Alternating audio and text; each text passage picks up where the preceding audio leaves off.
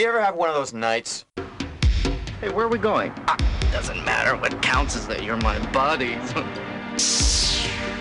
My day didn't start off too well. We be looking for ya. Are we jumpy tonight? It got worse. We're here. And then... Gentlemen, I give you Katrina. Welcome to the latest episode of the podcast that wouldn't die. I'm your host, Kevin. With me, as always, is Aaron. How do? This week, we're discussing the 80s vampire comedy horror classic, Vamp, starring Grace Jones, Chris Makepeace, Getty Watanabe. It's an all-star cast, for goodness sake. Rolling in on a truckload of bullshit. Pretty much. Each week on the podcast that wouldn't die, we discuss guilty pleasures and forgotten classics of the past and the present with a comedic twist in the horrors and sci-fi genres. I think I messed up my little intro there, but whatever. You get the idea. Holy shit. You ain't got this thing down yet? What's up? Sometimes I do. Sometimes I go into a fugue state. You ever have that where you're driving home and then you kind of realize like, oh, damn, I've been driving for 20 minutes. And I don't remember. Totally. And you're speaking in tongues. Suddenly you're like shouting ancient Aramaic at your wife. And she's like shaking you as you're driving. Kevin, wake up. For God's sakes, you're going to kill us. I don't remember all that, but it's entirely possible. Because you were asleep. I was not asleep. I'm not saying asleep. I'm just saying like you're kind of on autopilot to a certain, you're in the fast lane. You've got your, cruise control. Who's driving? The little boy that lives inside your mouth? Is it Tony? So it's just me. I'm just talking about when you've driven the same route 5,000 times and you don't have to be super cognizant. It's a kind of hypnosis. You were acting like I was being demonically possessed. And now you're like, oh, yeah. It's funnier that way. Ah, sweet Jesus. You're saying you're in a fugue state, so I don't know. Maybe you've disassociated. Maybe it's the other Kevin that lives inside you. I wasn't there. I assumed the worst. In the David Caruso sex criminal movie Jade, they talk about something called hysterical blindness. Is that what it is? Perhaps. Except, hopefully you're not getting hysterical blindness as you're driving down the mountain from Lake Arrowhead. Who's to say?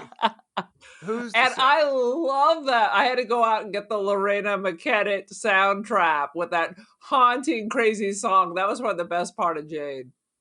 I was like, I barely remember Jade. All I remember is the hysterical blindness. And you're bringing in the hit soundtrack. That's when that 1994.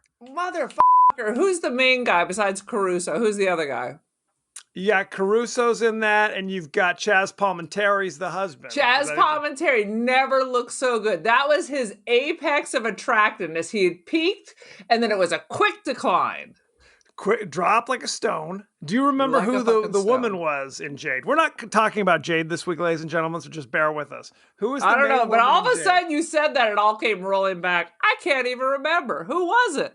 It was Linda Fiorentino, who also had a short little window there. She was like in Vision Quest in the 80s with Matthew Modine, and then in the 90s, she was in a handful of things. She was in Men in Black, the first one. She was in, Dogma, the Kevin Smith movie. Okay. None of this is ringing any bells. Anyway, she's the girl in that movie. I mean, anyway. I saw Dogma, but it obviously doesn't spark as much as Jade just did. I have to say, we are all over the map. I have to say, around the time of Dogma is when I started to go like, I'm not really a Kevin Smith fan, am I? I realized that. It was another thing that spiked quickly and then dropped quickly. Well, people love Kevin Smith. I loved Clerks. I even loved Mallrats. I was still around for Chasing Amy. After Chasing Amy, it was just like, oh, not my cup of tea anymore. Very sad. Kevin Smith, if you're listening, mediocre fan. Mediocre, lukewarm. Lukewarm. I'll give you a lukewarm greeting if I see you. I will stare directly at you, though. I will look you dead in the eye. Okay, anyway. Shell, do you want to give me your 30-second synopsis of Vamp?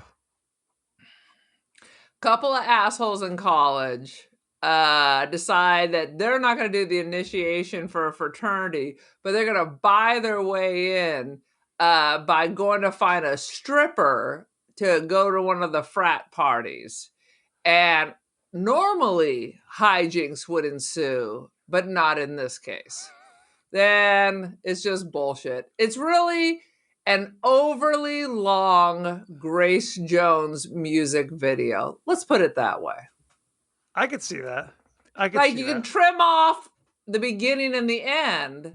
This is why you need a good editor. Cut the entire story out and just have Grace Jones doing her dance at the strip club or burlesque club, because that's what hobos like to go to, burlesque. And call it a day. Had you ever seen this movie before? No, but I know I'd seen the box, but something just never compelled me to do it. I just don't think there was ever any buzz. And for some reason, even back in the day when I go rent 6 movies based entirely on the cover, still nothing, man. I remember never picked it up. I remember the commercials for this movie vaguely. And I don't think it really expressed that, because this movie is a comedy. Through and through, this is a comedy. But I don't think it kind of expressed itself as being a funny movie. Now, well, it is a very special subgenre of comedy. It is of the subgenre comedies that are not funny. How about that? I absolutely agree with that. Well, I mean, and the other thing about it is it totally just went right out of my brain. I knew Grace Jones was the Vamp, the titular character. That's all I knew. Then I want to say a couple of years ago, I was watching, they have these great documentaries that if you have Shudder, and I think you can find it other places, but it's definitely on Shudder. It's called In Search of Darkness. And they're like part 3 of In Search of Darkness is coming out, I guess, later this year or maybe early next year. Is that the Eli Roth documentary? No, that's History of Horror. In Search of Darkness, literally, it's like a walk down memory lane of like 80s horror movies. And it is dynamite. It's got, what was that? I heard a strange noise. That was I'm sorry, I'm muting my phone. That was TikTok barking at me with new and unusual sounds. For reals. Oh, we're going to talk about how we're on TikTok, by the way, ladies and gentlemen. So buckle up for that good stuff. But it was a great documentary. And one of the things they talked about was Vamp. They talked about it like it was like a 3-minute, like, here's the next movie we're talking about is Vamp or whatever. And I was watching, I'm like, is that Chris Makepeace from Meatballs? Is that Getty Watanabe from 16 Candles? I had no idea. You didn't say that. You said, is that Long Duck Dong from 16 Candles? Okay, that is true. You did not know what his real name was. I absolutely knew what his real name was. That's just the kind of guy. Is he Canadian? Was he named after Geddy Lee? He was named after Geddy Lee. Absolutely, from Rush. No, I recognize 2112, bro. Right. and they talked about that it was a comedy, and I'm like, okay, well now my interest is piqued. Now, not enough to actually rush out and watch it, but I filed it away in my brain, going like, if I have the opportunity to watch this movie, I'm now I kind of want to watch it. You know what I mean? Now I'm just gonna call bullshit there, because if you have an opportunity, you'll go to Switzerland. If you just wanted to, you could watch Vamp anytime you want. Hey, I admit, wasn't like I said, was not jump out of your chair, go find the nearest, library. Motherfucker, everybody, I'm gonna cancel our plans. We are all sitting down as a family, and we are going to watch Vamp. That's correct. I did not call my secretary, cancel all calls, hold all calls, clear my schedule. Hold all cars, Martha. Yes. Yeah. There was none of that. But it was something, I filed it away in my mental Rolodex. And then, earlier this year, people don't know this, and frankly, you may be aware of this by the time you listen to this episode, Aaron and I were guests on the Truly Excellent Film Effect pod for their Halloween spectacular. And they... Spooktacular Dead by Pod. And he sent me a list. He said, here are some movies we want to do this holiday season. Is there anyone that you're dying to do? And I looked at it and Vamp was on the list. So I'm like, okay, this is it. It's like a sign from Jesus himself. I saw it on the list. I'd never seen it. The other choices were objectionable. Boom, pulled the trigger. It was objectionable, to say the least. I can't. And your friends at the podcast That Wouldn't Die, in some ways, we don't leave any meat on the bone. If somebody invites us on another show to talk about a movie, we're like, you know what? We're going to talk about it on our show too. Kill two birds with one stone. Boom, Double boom, dip. boom. Absolutely. Hell yeah. That's how There's we some do pearls.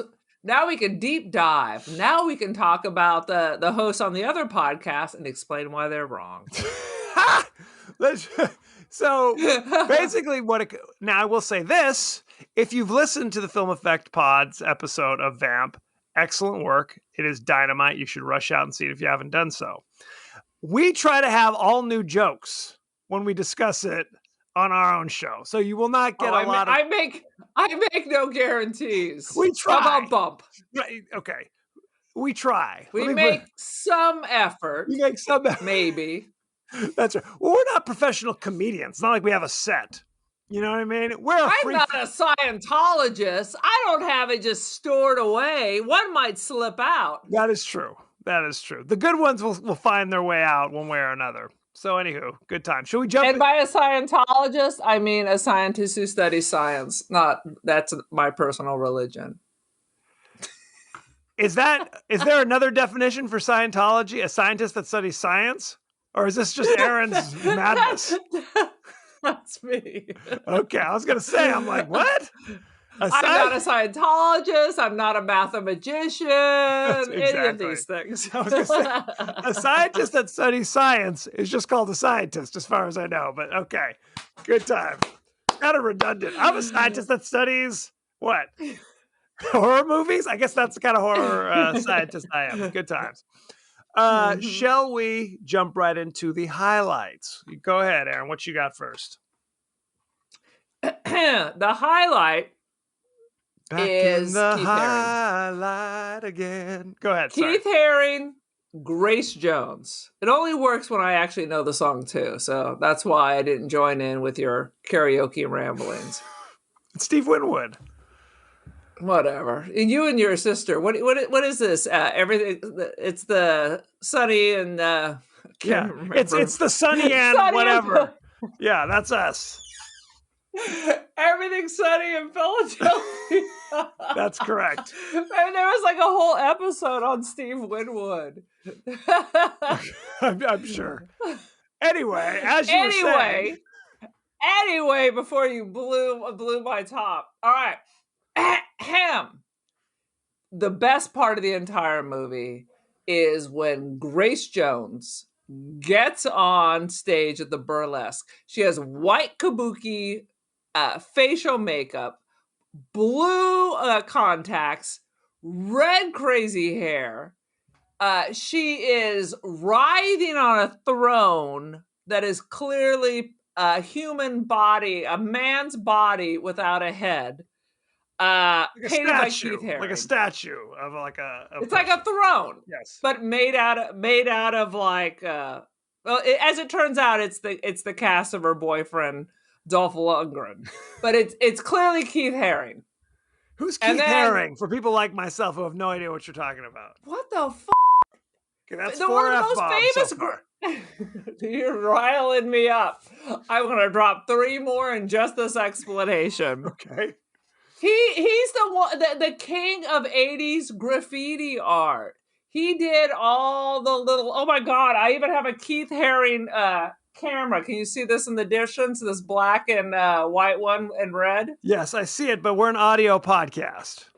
Son of a bitch. Google it if you don't know. If you don't know who Keith Haring is, get the off our podcast. See, no, do not do that, because that would be 95% of the people who listen to our podcast. Good Lord. Dude, Keith Haring is everywhere. He keeps coming back. There were, especially during AIDS, he did a lot of stuff like that. A lot of images for apartheid, Free South Africa movement.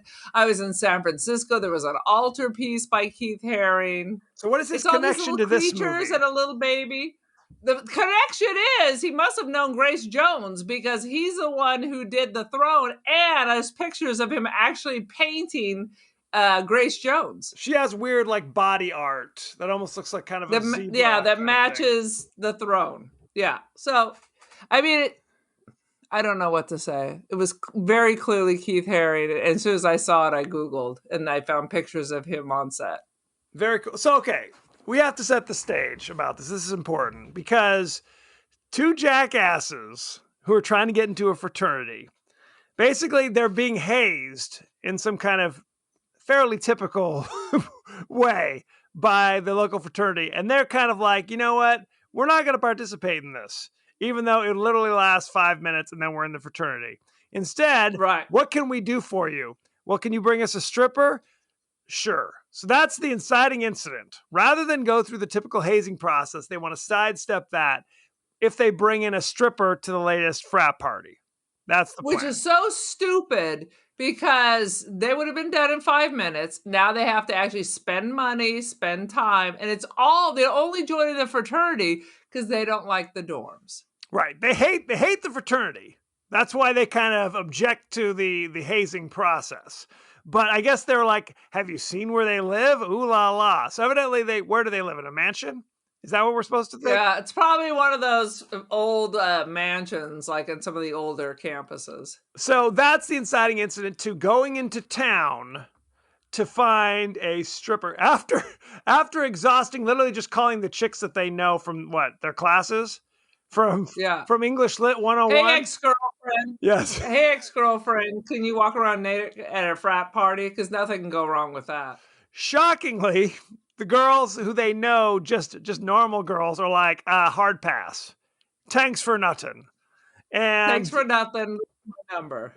So they go to the strip club, and we're kind of cutting right to it. And one of the first acts is Grace Jones on stage. I'm sorry. Are you explaining my answer? Is that what's happening? Yes, because you went 20 minutes on Keith Haring, as if we're supposed to know who that is. You made me to talk about who Keith Haring is. Everybody has Google. Everybody, they do indeed. And she proceeds to do this bizarro modern interpretive dance thing on stage.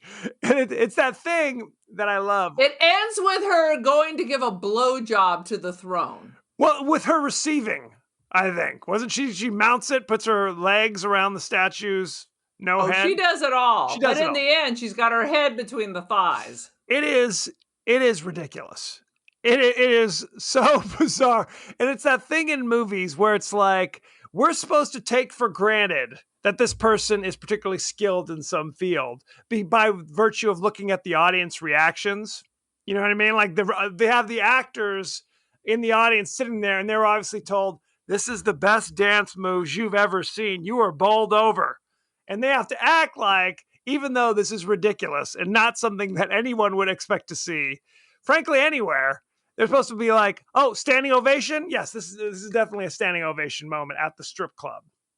Kevin, I've never been to a strip club. Yes. Are there a lot of applauses at the end of the dances? Can you tell me? There are definitely moments where they like throw like a bouquet of roses on the stage and curtain calls, and yes, absolutely, no question. Is that like the Sunday morning crowd, or I mean, when's your preferred time to go to the strip club? When you go for brunch. This is what you can, the floor show. You can after expect. church. Absolutely. No question. And of course, one of the dudes sees the show and is just like, oh yeah, that's obviously the one. Clearly, this is the stripper we need to bring back to the frat house. Ridiculous. Ridiculous. Sweet. Although, compellingly enough, if Grace Jones was going to be on tour, this makes me want to see her show. Let me just put that out there. Well, let it simmer. It's kind of like, let it simmer. I mean, she's 80, but I bet she can still drop it like it's hot. Okay, I'm not a Grace Jones scholar per se, but set the timeline for me. Do you know she was a model first, right? Or was she a singer first? People don't know she was a singer. No, she was a model. She was a model. She's a famous model who became. She's one of those people she's just so unusual looking, right. That things, this is the 80s. Everybody did everything. Everybody then became an actor. Everyone became a singer. Look at Eddie Murphy. Right. Well, and she was. My girl wants to party all the time. That is a good song, though. It is a good song. But she was around during like the Studio 54 era. Oh, yeah. I mean, She's famous for being famous. I mean, it's that time. Absolutely. By the mid 80s, she was a household name as being in movies, and doing things like being a peculiar character in these movies, essentially. But I mean, this show. I mean, she's just so strikingly unusual. Yes. Looking. Yes. Truth be told, and this may be controversial. She never did it for me. I was never like, ooh, that Grace Jones, ooh la la. I always found her kind of scary, to say the least, no matter what the situation or the scenario. Because, I mean, remember, she was in. I believe she is like a real person, though. What do you mean by that? I watched this movie and I can't tell you the name of it, but at one point it was about her. Oh, it was about her. And this guy came to rob her because they thought he was rich, and she was like hanging out with her boyfriend. She was like, ended up forgiving him or something. Is this real? Or are you just making up stuff? It was during COVID. There was a lot of things on Netflix. Well, okay. Here's the timeline. This is an abridged timeline of movies I remember seeing Grace Jones in. She was in Conan the Destroyer with Arnold Schwarzenegger and Wilt Chamberlain for some reason. I assume she was mostly naked, except for like a strip of leather. She was wearing like some kind of fur, like animal skin outfit, because she was like a warrior woman, was kind of her thing. Right. Then I remember her as like the evil henchman in A View to a Kill. She was Christopher Walken's henchman / lover, battling Roger Moore, who was at least. I'm not sure I ever saw this. Roger Moore was about 65 years old when this movie came out. So good times. It's always hilarious. So she was like 30. Right. And there is a scene. There are multiple scenes where Grace Jones first gets jumped on by Christopher Walken, where they're making out. And then immediately afterwards, James Bond invites her into his bedroom as well. So good times. Oh, see? Right. She's got the touch. She got the touch. And then Vamp came out soon after that. Now, in the early 90s, I remember her in Boomerang playing Strange, who was the fashion model for the new fragrance that Eddie Murphy and the gang, Robin Givens, were trying to create. So there you go. Good times. Why hasn't she been invited to come live in Wakanda with everybody else? She would be awesome. She's available, right? She is available. I believe so. So, okay, the two guys who are the frat guys. One is Chris Makepeace, who you might remember. Literally the only things I remember him being in was Meatballs in 1979 with Bill Murray about the wacky summer camp, and My Bodyguard. I told you I went to summer camp as a CIT based on that, and we were sitting around the campfire grumbling with other girls going, this is not how we thought it would be. It's much more like Friday the 13th, isn't it? If only. If only. The other thing was My Bodyguard, where he's the kid getting picked on, and Adam Baldwin, no relation to the other Baldwin boys, becomes his bodyguard to protect him from the bully Matt Dillon. That's really all I remember from like 79. This movie's 86. He was striking because he had like the darker hair and he had very pretty eyes. Chris Makepeace? Okay. Chris Makepeace. Fair enough. That's what you remember him by. But now, It was weird seeing him in this. A little older. Right. Because in those other movies, he was like 14 or something. and this is him at like 25. So it was a weird thing to see him as. So he's in this movie, and it's kind of surprising to see him in it. The other dude, the actor's name is Robert Russler, and we usually talk about this stuff when we talk about the actors. I only remember him in 2 movies prior to this. Weird Science. The big one was Weird Science. He and Robert Downey Jr. were the bullies, messing with Anthony Michael Hall and the other guy. What's funny? Just creepy, rapey bullies. Right. They were the boyfriends of the cute girls that the nerds were interested in, basically. Right. By the way, I don't know if you knew this. You have Anthony Michael Hall. Ilan Mitchell Smith was the other, Wyatt. He is a professor at Long Beach State. He's a history professor. I wonder what he looks like. Probably looks the God same. bless him. Anyway, my old alma mater. I got my teacher credential, Long Beach State. So there you go. Did you know him? Was he your professor? Was not my professor. I wasn't taking history at that point. Anywho, so he was in Weird Science. The other one he was in was the sequel, Nightmare on Elm Street 2, Freddy's Revenge. And, he was in that. Freddy gets him. Spoiler alert.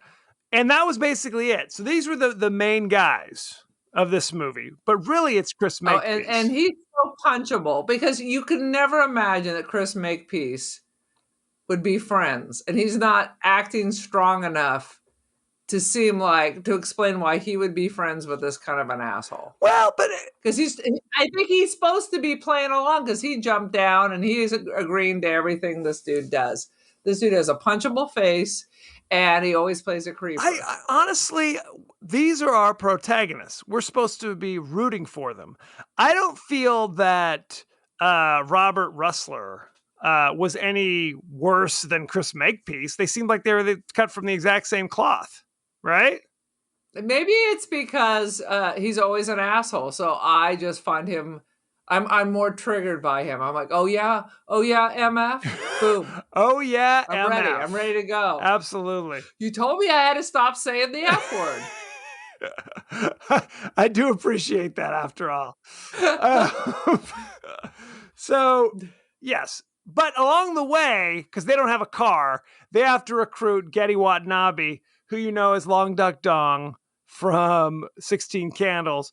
His other movie, which I remember, he was in a movie with Michael Keaton, directed by Ron Howard, called Gung Ho, which takes place in Michigan, where the Japanese come in and open up their own plant, and they hire the plant shut down. The Japanese take it over and insisting that all these crazy auto workers follow Japanese protocol. That's correct, and hijinks ensue. Not racist at all. Trust me. there are moments that make us question. Oh, yes. It's the 80s. We've talked about this before. It's the 80s. In the 80s, casual racism, casual misogyny, no problem. That's what makes it funnier. Yeah. If you get half a rape in there, woohoo, the trifecta. That's all you need. That's all you need. So he is, and I'm uncertain about this. He's another student at the school. Is that correct, Aaron? Am I misreading this? The roommate. Oh, Watanabe. You know what? He was giving me back to school vibes. Yes. Like he's a student who has lots of money and he's trying, but no friends. So he's like someone you go to who's trying to buy favors, buy friends with his That's money. correct. He's kind of this dorky rich guy who's paying everybody. When we meet him, there's like 10 people typing on computers who are doing his homework for him, essentially. Right. And when the day is over, they're all leaving. And he's like, hey, stick around, guys. We can go hang out. We can do something. They're like, deuces. We're out of here. At one point, he says, hey, give me a buzz. And somebody leaving just says, hey, buzz this. And just leaves. This is hysterical. But it's a question where you're just like, who is this guy that is so desperate, like has no friends? Like literally, these two guys coming to take advantage of him because he has a car. He has many cars, evidently. Right. They're bad guys. They're not good guys. And at one point, he says, I will let you take my car, but I have to come with you. And they're like, oh, hell no. Deal's off then. What? You didn't have a car. Oh, You need a car. That's what I mean. They're even more assholes. They're pretty bad.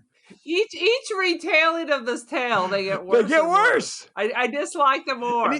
It's like you're rooting for them to die. They eventually agree on the idea that yes, we'll borrow your car.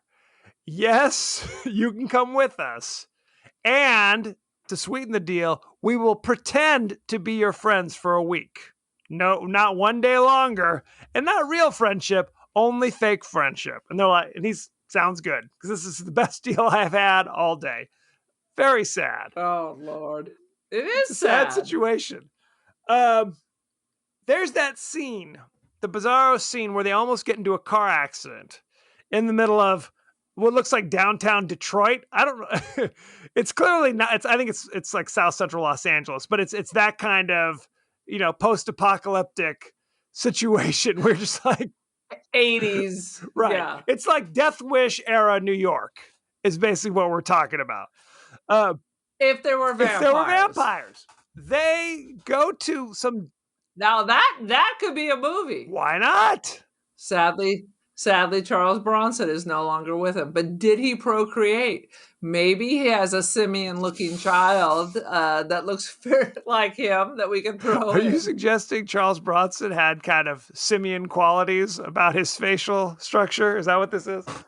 He looks like Cornelius more than any human I've ever seen in my life. I love Charles Bronson. It is so bizarre. On this show, ladies and gentlemen, if this is your first time listening, we go on tangents. That's just how we roll on this show. Poor Charles Bronson was a pacifist in real life, was a pacifist. His movie career, because remember, he was like Magnificent Seven, The Great Escape, kind of these classics of like 60s cinema. By the mid-70s, he was a little long in the tooth, and he had to pay his bills. He made Death Wish to pay his bills. Again, whatever. Not a... How are you a pacifist while somehow still promoting the violence of these I can't movies? explain it. Explain, Ricky. Well, because he wasn't really killing people. Now, if you haven't seen, as far as we know. But anyway, that kicked off the 80s with those canon films we've talked about in the past. Where basically like, Charles Bronson, 8 years ago you did Death Wish. We're going to make 15 sequels of Death Wish during the 80s, and you're going to star in all of them. You're 65 years old, you're 70 years old, you're 75 years old, no problem. So he was Liam Neeson before Liam Neeson. Well, Liam Neeson, he still looks like he could be 50 years old, put a little hair dye, you're good to go. Charles Bronson, no. He was like slowly desiccating and decomposing with each movie. Eventually, it would have been like Ironside. Just roll up and fight crime like that. on a rascal. Pretty much on a rascal. with 357 Magnums built into the wheelchair. You better believe it. You better believe it. Anyway, back to Vamp. So they're at this diner waiting for the strip club because it opens after dark. And a very confusing thing occurs. There is a street gang made up almost entirely of albinos that walk in and harass them. They were black. Some of them were black. So they were clearly not a group of albinos. There were 2 African-American girls who were part of the gang. There were 4 guys who were all albino. So it wasn't just a mistake or coincidence, right? They were recruiting albino men. I don't know what the idea was behind it, but that's what they were doing. And it's confusing. Okay, first of all, is it because black chicks like albinos? I didn't write this movie. Are you asking me to come to reach a conclusion? What statement are they making? Ebony and Ivory? Are they vampires or are they not They vampires? are not vampires, and that's why it's confusing. Why does that chick have fangs? I don't think she had fangs. She just had jacked up teeth. I swear to God, they look like they were like her fangs. teeth were just messed. She smiled at him with her messed up teeth, and then he recoiled, and that caused problems. Oh, yes. I missed that. I thought he recoiled because she had fangs. So it was she just had a snarl tooth. That's it. I was confused by it as well because you're watching a movie called Vamp. and creepy. And you're waiting for You're the waiting for the vamps. vamps. So these albinos come in, and a woman's got crazy teeth, and the albinos have like. And there's a And priest. he's not a priest. We have to talk about that. It's confusing. Why is the diner cook, owner, manager putting on a clerical collar? Okay, he does not put on a clerical collar. He just puts a gigantic crucifix around his neck because he lives in a neighbor. Remember, when they're sitting there, they're like, hey, when is that club going to open? After dark? Well, it's after dark now. The moment they say that, the guy working behind the counter at the diner goes, oh, we're closed. We're closed, ladies and gentlemen. And he reaches, and then he starts putting on the huge cross around his neck to protect himself from being. Look, I might move my business to another part of town if I'm that worried about it. Or you become a breakfast lunch place. It's a thing. It's a thing. I don't know about in this neighborhood. Maybe not. In this neighborhood, there don't seem to be any people around except for vampires and albino gang members who are not related in any way. It's just a bizarre coincidence, I guess, that there are albino gang members in the same neighborhood where there's a vampire strip club. Ladies and gentlemen, I know it sounds insane. It is. It is indeed. And indeed. Insane could be good. That implies action. Not so much of that here. And Kevin, I'm calling you out because you're telling me the entire movie, and you were supposed to tell me a highlight. This is my Your highlight. highlight is the first half of the movie. The first 20 minutes of the movie is the highlight. Absolutely. Well, it leads to another scene where they're dealing with the albinos, where they angrily, the albino spills coffee on Robert Ressler. I think his name was like AJ, the character's name. Right. And he gets up, and you think there's going to be like, they're going to fight.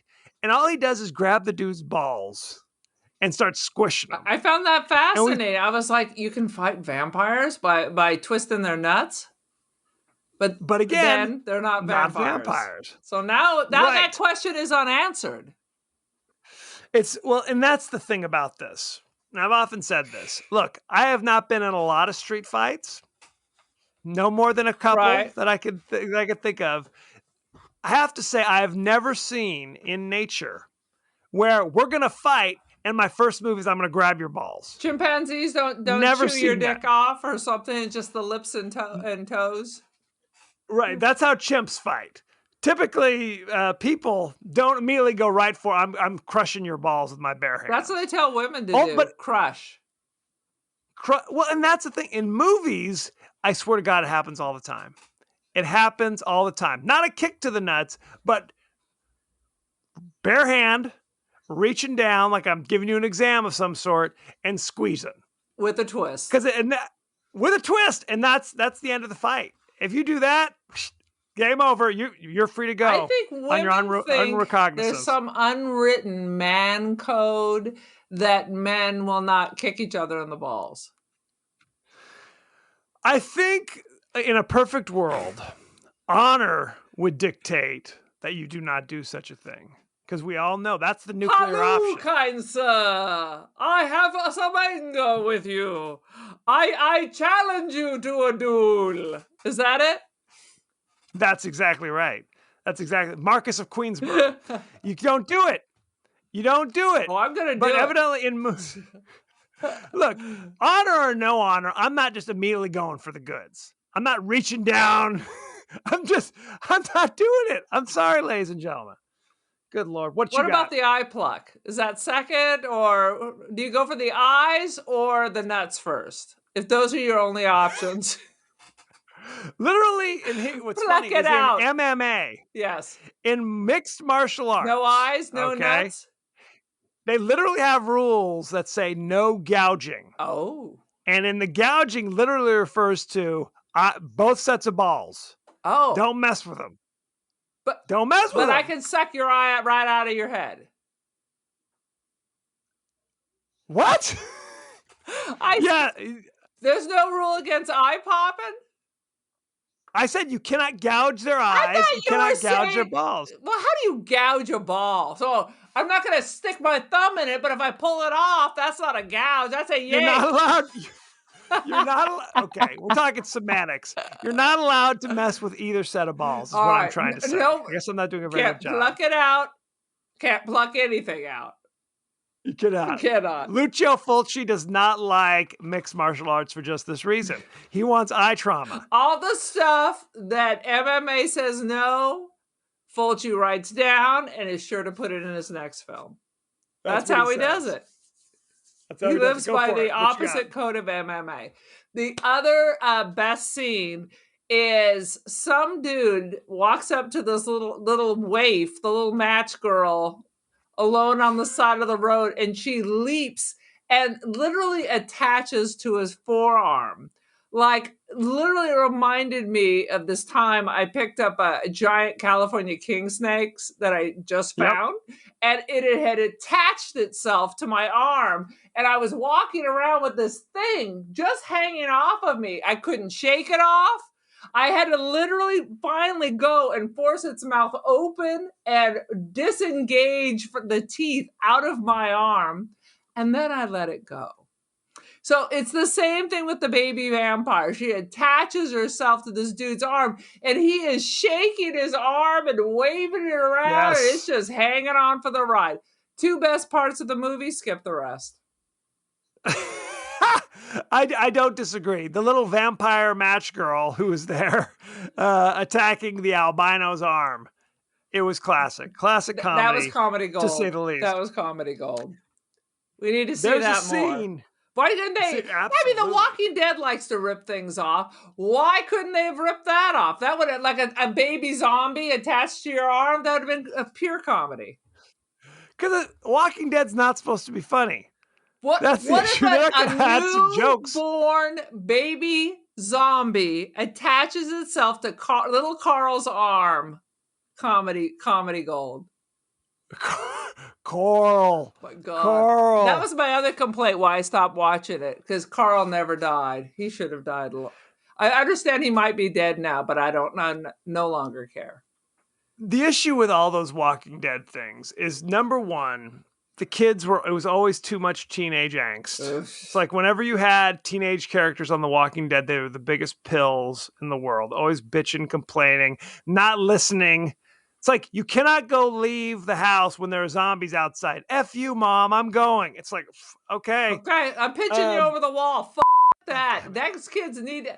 I mean, all around the world, there are these latchkey children that 3 years old are out helping in the fields. Only in America, it's the apocalypse, and the kids are still lipping off to you. Nah.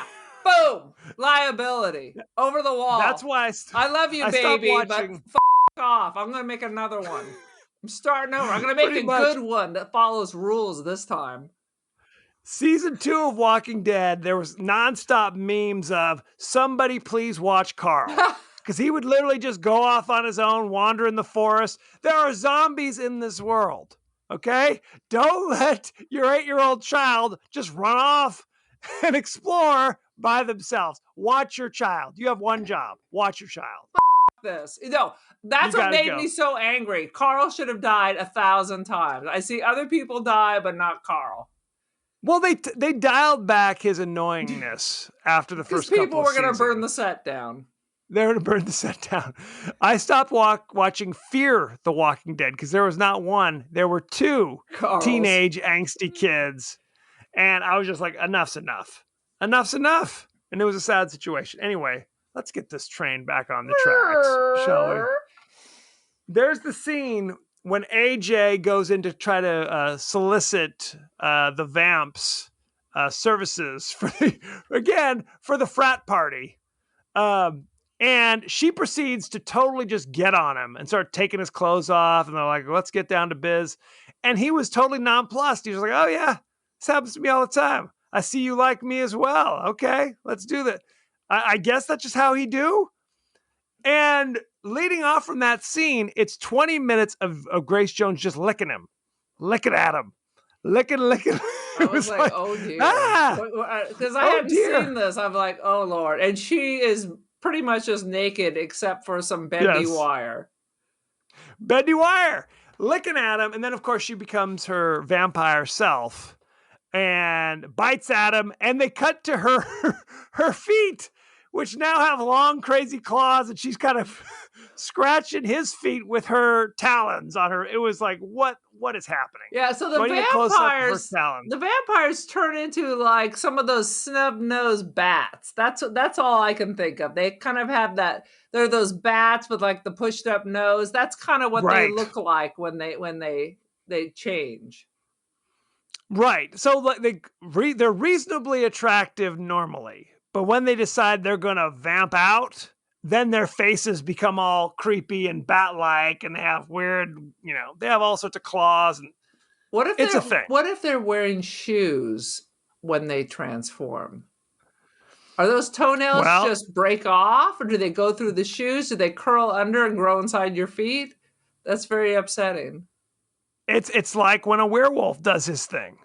You know what I'm saying? It's like suddenly your body just tears right through the clothes, and your scary toenails just slice right through your Doc Martens. So you have to be rich to be a vampire or a werewolf, because all your clothes are destroyed either every day or every couple of days. Everything you wear. What you have to do is plan ahead. I know I'm about to suck your blood, therefore I'm taking on my shoes. I'm just walking around naked. So it's half the homeless that I see on my streets could be a werewolf or a vampire. How many homeless are on your street? A lot. Do we need to get you a new home? Are you living downtown Detroit, post-apocalyptic? I prefer just to post on the Nextdoor app and Facebook my councilman. Please do. I'm sure they appreciate those. He said, please stop messaging on my personal Facebook. Here is the number for the city council. We'd be glad to help you. You said, I will not. I will do no such thing. Editor, I would like to complain. No question. One more scene I wanted to talk about is at the thrilling conclusion when Chris Makepeace and Dee Dee Pfeiffer, who we haven't even mentioned, are running through the sewer trying to escape, and they stumble upon the vampire's like nest in the sewer. And as they're backing out, going, oh, I guess we come to the wrong room, they bump into a barrel that's filled with kerosene, napalm. I don't know what it is, something highly flammable, which seems bizarre that the vampires would keep multiple barrels of this stuff so close to where they sleep when it's one of the few ways to kill them. Okay. Erin is nodding her head. Yeah. Whatever. Well, it makes perfect sense to me. Good Lord. Any other thoughts and feelings? Or shall we go behind the scenes? Let's go behind the scenes, my friend, because I got nothing else to say. God, no, and will not respond to things I say, I notice as well. So I appreciate I was already tuning out thinking about the next movie. Are you on TikTok right now? Sweet Jesus. Hey, TikTokers. Okay, behind the scenes. Grace Jones does not speak a single word in this film. It was so irritating. Yes, it was bizarre. We talked about this. It's strange that your titular character, your top, name on the call sheet speaks not at all. Speaks not at all. Vampira in Plan 9. It is. I'll be in it, but I'm not going to say a word. I'm not saying a word because it kind of makes you seem like I'm not a good enough actor to actually speak. Agreed. So I will just stand here and I'll have crazy makeup on. Linda Ronstadt in the Pirates of Penzance didn't feel comfortable enough speaking, so she had to sing all her lines with Kevin Kline and Christopher Atkinson. Yep. Anywho, not Chris Atkins. That was the pirate movie. He was on Broadway too. It was the Rex Smith. Oh, okay. So the Rex Smith, star of what was that? You can take my breath away. The After School Special and Pirates of Penzance. There you go. Good times, Rex Smith. She said the reason she didn't speak, it was a choice because she was trying to emulate Max Schreck from the original silent film Nosferatu. Which makes no sense because these are entirely different movies, and that would not fit here.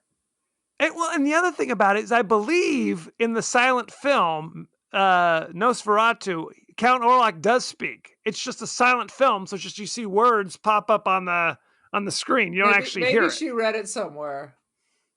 Very upsetting. You talked about this before. The bizarre human-like chair Grace Jones performs her striptease on was made from a body cast for then-boyfriend Dolph Lundgren.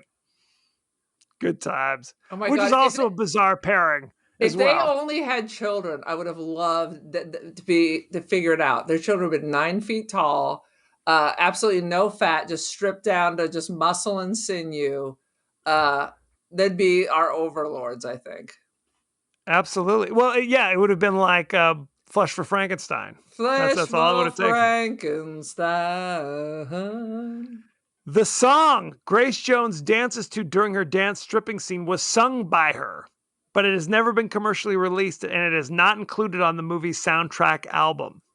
Ooh. So there you go. Jones released a heavily reworked version titled Seduction Surrender on her 1989 album Bulletproof Heart. You know it, don't you? Dude, I'm going to the record store. I'm going to dig some of this shit up. Get it.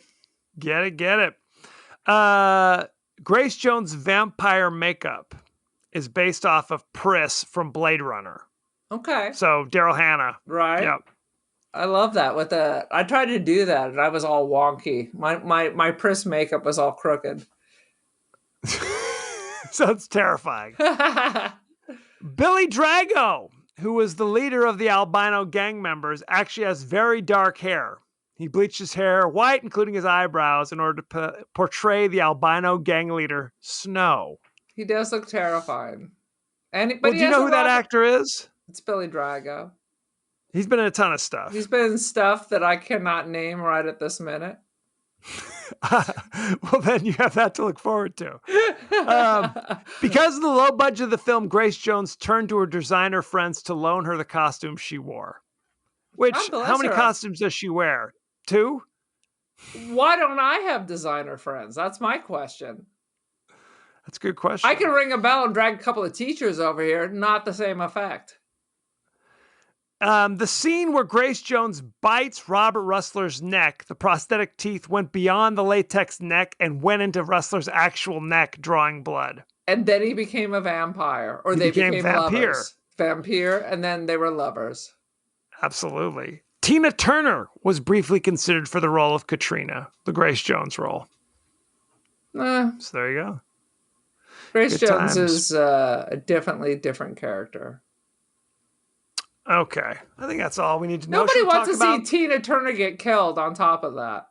Well, again, Tina Turner was in movies about this time. She was in Mad Max Beyond Thunderdome. Everybody was in movies. Yes. Gene Simmons from Kiss was in movies about this time. It's true. Did you see the documentary on, was it Hulu or Netflix about Kiss? It was mostly, Gene and Paul talking the whole time because, Gene can't help but just ramble on about himself for hours. Well, because those are the only 2 members of the band that were there the entire time. I mean, right. Ace Frehley and Peter Criss, they were there, and then they were fired, and then there were different dudes brought in. Very sad. Paul Stanley talks way too much about how he was born with no ear on one side and how it made him very uncomfortable his whole life. Well, and did you know this? Gene Simmons, Paul Stanley, both Jewish. Yes, I did know that. And Gene Simmons' real name? Chaim Witz. Yeah. That's right. He was born in Israel. Anywho, let's talk about the cast for Vamp. Gene Simmons is also the most attractive of the band members when they were younger. Second, Peter Criss. Putting that out there. Take it away. Wherever you're putting it, I don't need to see it. Okay, the cast. Chris Makepeace played Keith. Yes, you know him from Meatballs, My Bodyguard, and Stop Vamp. Right There. Stop right there. Should have retired after My Bodyguard. That was nominated for an Academy Award. He was in something called The Last Chase in 1981, starring Lee Majors and Burgess Meredith. Boom, right there. That tells you all you need to know. That's all you need to know. We don't need that. I had a very special episode of The Fall Guy. No, I love The Fall Guy. Sandy Barron played Vic. We didn't even talk about Sandy Barron. He was the maitre d' slash doorman. I'm not sure what his job was He was a little exactly. gem. He was a little gem. He- Inside the people in the club are the most interesting characters in this movie. That is true. No question. Our He was heroes, if we had just gotten rid of them and we could have just seen what goes on in this like a bordello of blood kind of a situation, it would have been more interesting. Sandy Barron, you know him from The Grifters. He was in Leprechaun 2 as Morty. He was in Sid and Nancy, for goodness sake. I only know him because he was on Seinfeld at Del Boca Vista. Yeah. So good times. Robert Rustler. Wait a minute, you never saw what was the first movie? You never saw The Grifters with Never John saw The Cusack? Grifters. Never saw Sid and Nancy. What? You never saw Sid and Nancy? Nope. Oy vey. I had it on my list after Vamp, so I'll have to hit those up at some point. I mean, first of all, it's got what's his name, who we love from Dracula, Gary Oldman. Oh, Gary Oldman. He Gary also crossed Oldman, oceans. that's of all time. you need to know. He crossed oceans of time to kill his girlfriend and overdose. Boom. That's correct. Robert Rustler played AJ. You know him from Weird Science as Max. He was in Nightmare on Elm Street 2, Freddy's Revenge. He was in a skateboarding movie called Thrashin' with Josh Brolin in 1986. He was in Sometimes They Come Back. That was based loosely on the Stephen King novel. Okay. Dee Dee Pfeiffer, who's another character that we didn't talk about at all. She's the cocktail waitress, former childhood friend of Chris Makepeace. Dee Dee Pfeiffer is Michelle Pfeiffer's little sister. And she looks so familiar. She was a gem. Yes. Once She was again, a gem. the people in the club are the only people worth talking about. Absolutely. She had a face we were like, I recognize her. Right. She played Allison / Amaretto, which was her stripper name, I guess. You know her from Falling Down. She was, for like 2 years, she played Sybil Shepherd's daughter on the sitcom Sybil. It seems like I watched that, but I don't remember. She was in The All-Nighter. No. Maybe that's why I remember her. I think that was what I remember her, but that was a long time ago. Long time, like mid-80s or mid-90s, excuse me. She was in Frankie and Johnny with Al Pacino and Michelle Pfeiffer. She did a lot of things with Michelle Pfeiffer's in it. She plays like Michelle Pfeiffer's little sister, ironically. Oh, like the Cusacks. I was hoping that would be you, and then I'd ride along your coattails, kind of like now. Kind of like Dennis Quaid and Randy Quaid. Exactly. Hey, slow down, Tiger. Getty Watanabe played Duncan.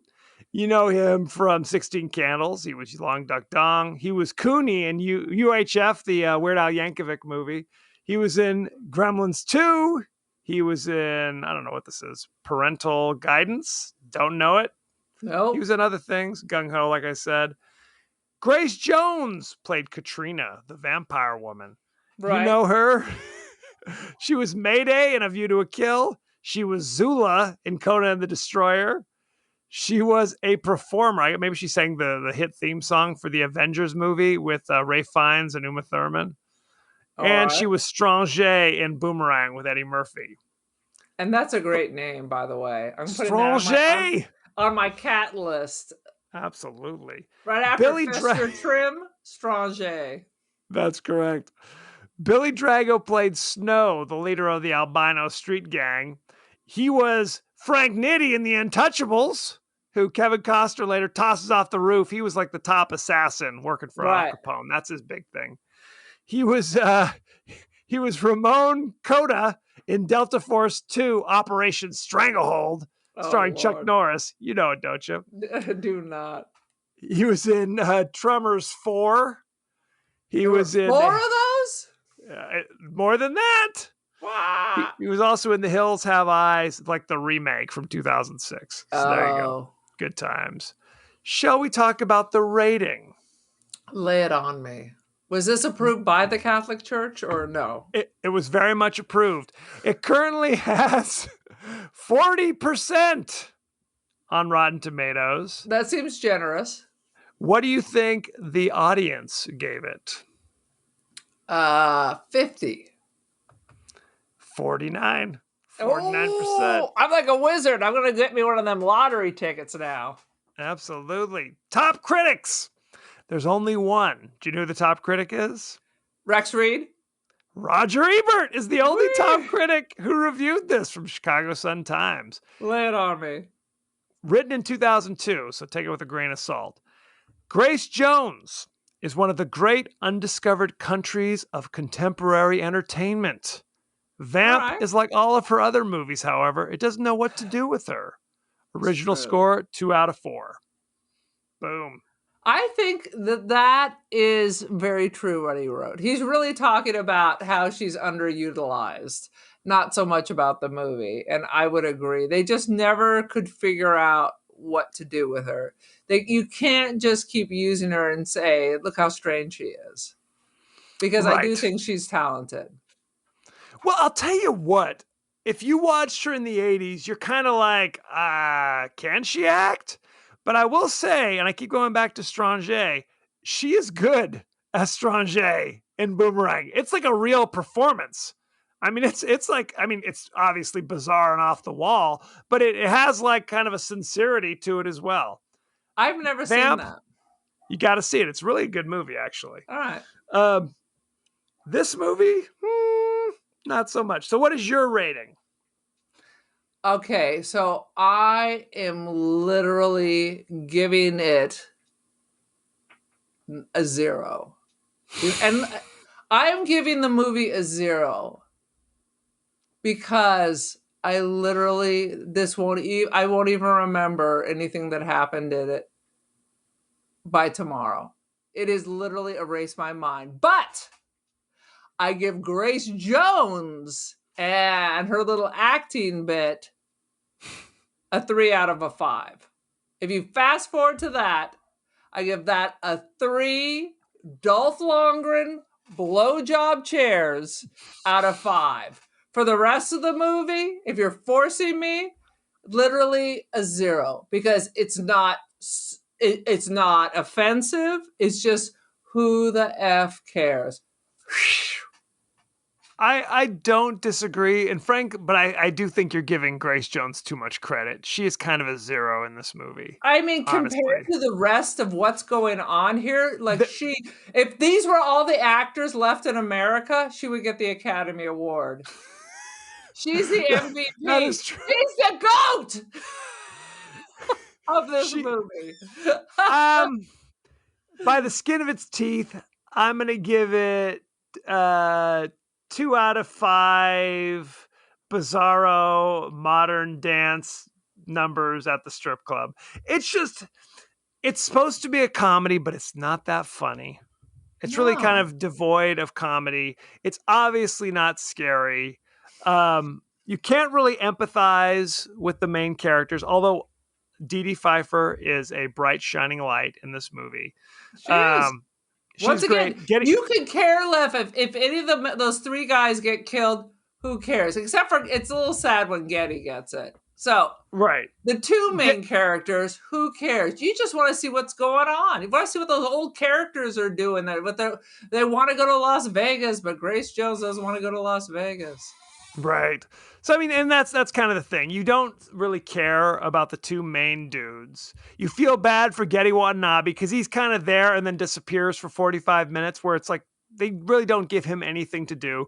Grace He was Jones, still in Gung Ho at the same time or something. you probably right. That's the story I'm telling. Yeah, I'll be back in a week.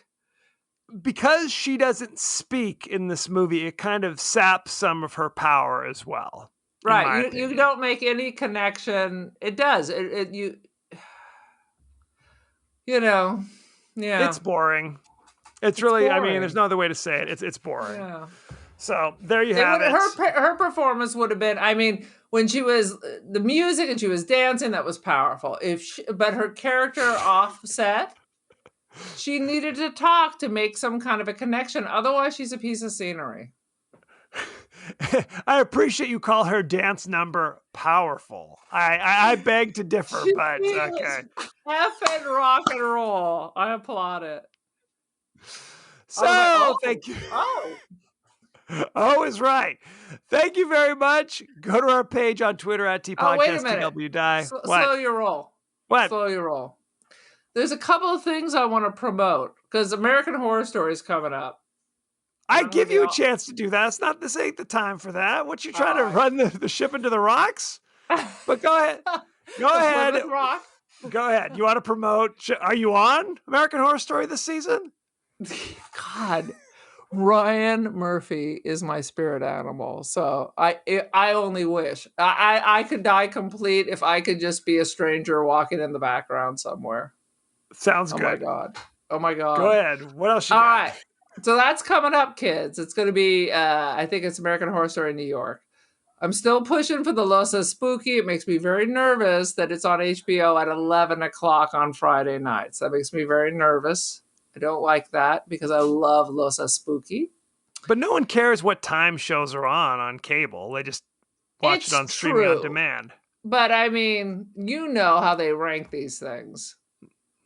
Game of Thrones starts get the Eastern feed at 5 o'clock. They get no feed at midnight, you know. That's true. So there's that, and somebody needs to go watch the new series on Showtime, Let the Right One In, based on the movie that we reviewed about the baby vampire. I think they took all the incest or pedophilia out of it.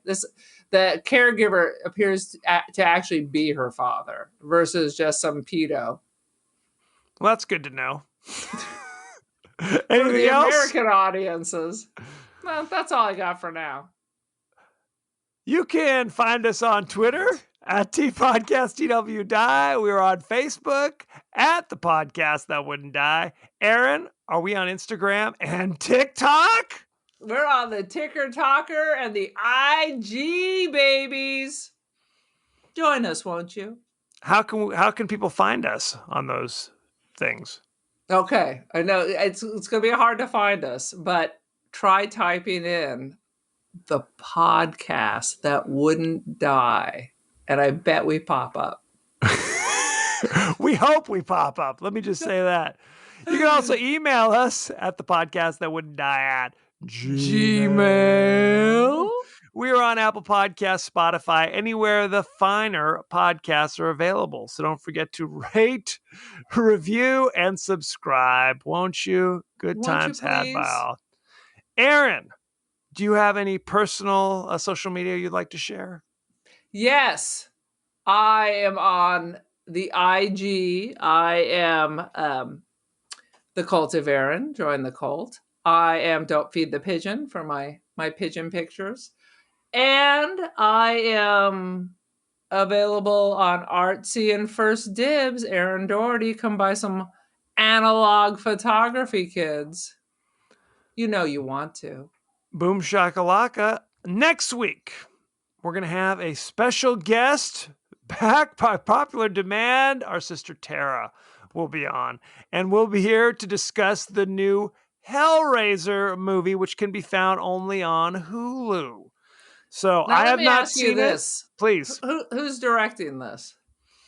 I don't know. Jimmy Crackcorn, or is it somebody? It could be from the gang that brought you Vamp. We now have the new Hellraiser. I have done no research on it yet. I will by the time we record our podcast. From the people who brought you Cannibal Holocaust and Vamp, the special cameo by Grace Jones, who I just kept calling Grace Slip all day. Grace Slick? Not Grace Slick, Grace Jones. Okay. Grace Slick, singer from Jefferson Starship. From Jefferson Starship, from Jefferson Airplane, and from Starship. They're not all the same band, ladies and gentlemen. True. But that's neither here nor there because she ain't in any of these things anyway. So good times. No, we prefer the Grace Jones to the Grace Slick. I like Grace Slick. But not anyway, in this. Grace Slick, her married name. There you go. Did you know that? It is rock and roll. It's rock and roll. So there you go. So go to Hulu, watch the new Hellraiser, send us any favorite scenes, comments, quotes, tell us what you think, and maybe we'll talk about it on the show. Well, comparison contrast with the original. Absolutely. Thank you very much. Are you going to watch the original again? No, Or you got enough locked away in the noggin? more than enough. Yeah, I think the same. Plus, you've read all the books. I know you really deep dive. I have Clive. not read all the. Okay. I want to save this for the show, but Clive Barker, I'm only going to give you so much mental space because it's too disturbing. I'm not having it. So Something anyway, wrong with that boy. there you go. So thank you very much and be well. Bye, babies.